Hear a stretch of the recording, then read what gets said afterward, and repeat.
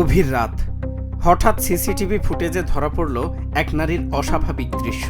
রাত তখন 12:30। চারদিকের নিস্তব্ধতার সুযোগ নিয়ে থানার জানালার লোহার পাইপ একে একে ভেঙে ফেলেন তিনি। কোনো সিনেমার দৃশ্য নয়, পুলিশের চোখ ফাঁকি দিয়ে এভাবেই নিখুঁত ছকে পালিয়ে গেলেন এক নারী আসামি। এতদিন সিনেমা বা বাস্তবে শুধু পুরুষ আসামিদেরই জেল ভেঙে পালানোর গল্প শুনেছে মানুষ, কিন্তু এবার এক নারী থানা থেকে পালানোর এমন দুঃসাহসিক কায়দা দেখে রীতিমতো চোখ কপালে উঠেছে সবার। এই ঘটনা পুলিশের জন্য রাতারাতি এক চরম মর্যাদার লড়াই হয়ে দাঁড়ায়। তবে সেই নারীর শেষ রক্ষা হয়নি। 24 ঘন্টার মধ্যেই আবারও তাকে হাজতের মধ্যেই ঢুকতে হয়।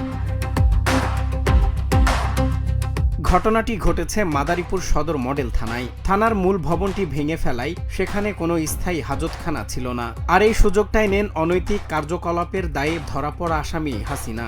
অস্থায়ী ভবনের নিচতলায় নারী পুলিশের কড়া পাহারার ভেতরেই ঘটে যায় সেই নাটকীয় বিপত্তি। জানালার গ্রিল ভেঙে তার এই পলায়ন থানার নিরাপত্তা ব্যবস্থা নিয়ে বড় প্রশ্ন তুলে দেয়। আমরা তাকে পুনরায় গ্রেফতারের জন্য আমাদের অভিযান পরিচালনা করি।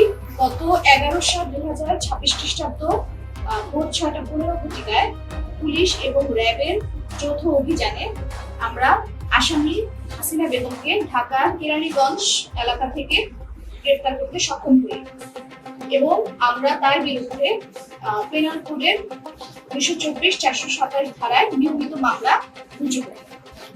তবে এই চ্যালেঞ্জের পর 24 ঘন্টার মধ্যেই অ্যাকশনে নামে প্রশাসন।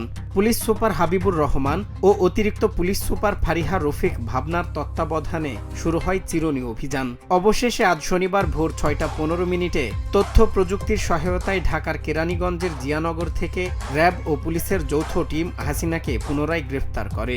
এখন তার বিরুদ্ধে পালানোর অপরাধে নতুন মামলা হয়েছে। মাদারীপুর সদর মডেল থানায় ডিউটি অফিসার এবং যিনি নারী কনস্টেবল ছিলেন সেই আসামি পাহারায় তাদের দুজনকেই কিন্তু পুলিশ লাইনে সংযুক্ত করা হয়েছে এবং তাদের বিরুদ্ধে একটি তদন্ত কমিটি গঠিত হয়েছে 3 সদস্য বিশিষ্ট এবং তদন্ত কার্যক্রম অব্যাহত রয়েছে। আইনের হাত থেকে যে রেহাই পাওয়া অসম্ভব, এই অভিযান তা আবারও প্রমাণ করল। অপরাধ করে সাময়িক পার পাওয়া গেলেও শেষ রক্ষা কখনোই হয় না। একজন নারী আসামির এমন অবিশ্বাস্য পালানোর দৃশ্য অবাক করেছে স্থানীয়দের। সজল বিশ্বাস, নিউজ ডেস্ক, বাংলা টিভি।